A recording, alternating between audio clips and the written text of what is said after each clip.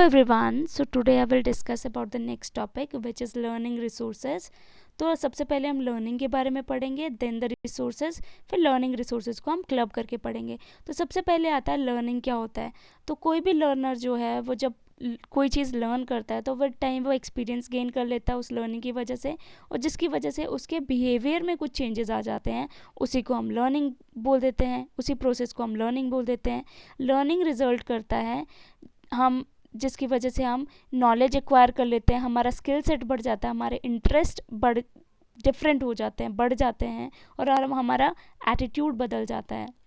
So we can say that learning is a process of bringing changes in behavior of the learner through experience. It results in the acquisition of knowledge, skill, interest, attitudes etcetera. अब next हम पढ़ेंगे resources के बारे में। कोई भी source जो कि आपको मुनाफा देता है उसे आप रिसोर्स टर्म कर देते हो, ठीक है। और ये एक्वायर किया क्यों जाता है, ताकि हम एकम्प्लिश कर लें एक एक्टिविटी को या अचीव कर लें कोई भी डिजायर्ड आउटकम्स हमें अचीव करनी है जो भी, ठीक है। So we can say that a resource is a source from which benefit is produced. It is acquired to accomplish activity और टू अचीव डिजायर्ड आउटकम्स। अब हम लर्निंग रिसोर्सेज को क्लब करके पढ़ेंगे। तो लर्निंग रिसोर्सेज क्या होते हैं, कुछ ऐसे डिवाइसेस, कुछ ऐसे प्रोसीजर्स जो कि हेल्प करते हैं टीचिंग लर्निंग को सुधारने में, उसको ज़्यादा इंटरेस्टिंग बनाने में, उसको स्टिमुलेटिंग बनाने में, उसको रीइंफोर्सिंग बनाने में, और उसको ज़्यादा इफेक्टिव बनाने में।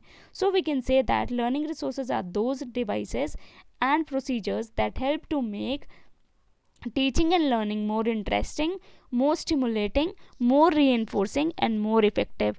अब हम इसकी डेफिनेशन के बारे में पढ़ेंगे।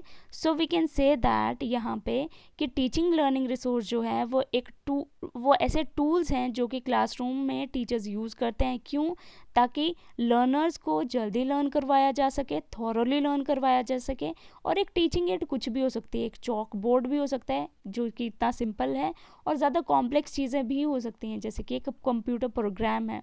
So we can say that teaching learning resources are tools that classroom teachers use to help their learners learn quickly and thoroughly. A teaching aid can be a chalkboard or as complex as a computer program. अब next हम पढ़ेंगे इसके types के बारे में। Fine. So learning resources ऐसे sources होते हैं जो कि टीचर्स यूज़ करते हैं। क्यों? ताकि वो अपनी टीचिंग को सपोर्ट कर पाएँ, ऑर्गेनाइज कर पाएँ लर्निंग प्रोसेस के दौरान। और लर्निंग रिसोर्सेज जो है वो डिस्क्राइब करती है टीचिंग एंड लर्निंग मटेरियल को। Fine. So we can say that learning resources are those sources which teachers use to support and organize the teaching and learning process. Learning resources is the term used to describe teaching and learning material. हमने इस learning resources को 3 types में divide कर रखा है। So the number first is audio learning resources, second रहता है visual learning resources, और थर्ड रहता है audio visual resources.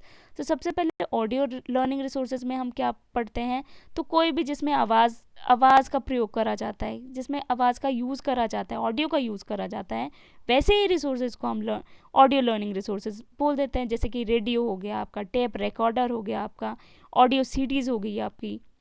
The next one is the visual learning resources. इसमें जो भी आपके लिए जो भी रिसोर्सेज हम जिससे देख सकते हैं, विजुअलाइज कर सकते हैं, जिससे हम बच्चों को पढ़ा सकते हैं विजुअलाइज तरीके से, तो जिसमें आ जाते हैं हमारे चार्ट्स आ जाते हैं, पिक्टोरियल फॉर्म में पिक्चर्स आ जाती हैं, मॉडल्स आ जाते हैं, रियल ऑब्जेक्ट्स आ जाते हैं, मैप्स आ जाते हैं, बोर्ड आ जाता है, स्लाइड्स आ जाती हैं, प्रोजेक्टर आ जाता है, ठीक है। And the third one is audio visual resources. इसको क्लब करके हो जाता है ये, जैसे कि ऑडियो और विजुअल का इकट्ठे यूज़ करना रिसोर्सेज में, ठीक है। जैसे टीवी हो गया, फिल्म स्ट्रिप्स हो गई, ऑडियो विजुअल सीडीज़ हो गई, फिल्म प्रोजेक्टर हो गया, ऐसे। तो इन 3 टाइप्स को हमने पढ़ लिया। द नेक्स्ट वन कि हम टीचिंग और लर्निंग रिसोर्सेज को कौन कौन से हम यूज़ करते हैं, ठीक है। तो आती हैं टेक्स्ट बुक्स आ गई, नॉवेल्स आ गई, फिल्म्स आ गई, प्लेज आ गए, रेडियो प्रोग्राम्स आ गए, मल्टीमीडिया आ गया, डिजिटल लर्निंग रिसोर्सेज आ गए जैसे कि वीडियोस, ऑडियोज, ठीक है, टेक्स्ट आ गए, एनिमेशंस आ गई, इमेजेस आ गई, लेक्चर्स आ गए, स्पीचेस आ गई और परफॉर्मेंस आ गई। ये सारे के सारे हम लर्निंग रिसोर्सेज में यूज़ करते हैं। अब नेक्स्ट आता है इसके फंक्शंस क्या होते हैं। तो ये प्रमोट करता है क्रिटिकल थिंकिंग को, एनकरेज करता है पार्टिसिपेशन को, अटेंशन और इंटरेस्ट बढ़ाता है, टाइम सेविंग होता है, एफर्ट सेविंग होता है, मैक्सिम्स ऑफ टीचिंग के ऊपर बेस्ड होता है, यूज़ करवाता है मैक्सिमम सेंसेस को, क्लैरिटी देता है, टीचिंग एड्स जो होती हैं वो बेस्ट मोटिवेटर्स होती हैं, पावर को, रिटेनिंग पावर को इंक्रीज करवाता है, साइंटिफिक डेवलपमेंट को, साइंटिफिक एटीट्यूड को डेवलप करवाता है, अंडरस्टैंडिंग को इन्हांस करवाता है। ठीक है, सो हम बोल सकते हैं कि it promotes critical thinking, encourages participation, attention and interest बढ़ाता है, develops attention and interest, time saving and effort saving based on maxims of teaching, use of maximum senses, clarity. Teaching aids are the best motivators, retaining power increases development of scientific attitude, enhancement of understanding. तो conclusion में हम ये बोल सकते हैं कि जो learning material हैं वो बहुत इंपॉर्टेंट होते हैं। क्यों? क्योंकि वो सिग्निफिकेंटली एक बच्चे की अचीवमेंट को इंक्रीज़ करते हैं, उसको सपोर्ट करते हैं स्टूडेंट लर्निंग को। ये ऐसा प्रोसेस है जो कि एड करता है लर्निंग प्रोसेस को by allowing the student to explore knowledge independently as well as providing repetition के लिए भी आज़ादी होती है बच्चों को, वो रिपीट कर सकते हैं, इनको जितनी दफ़ा भी यूज़ कर सकते हैं, टेक्स्ट बुक को वो जितनी दफ़ा भी यूज़ कर सकता है। ठीक है, so we can say that learning materials are important because they can significantly increase the students achievement by supporting students learning. This process aids in the learning process by allowing the student to explore the knowledge independently as well as providing a repetition. With this we are done with this topic.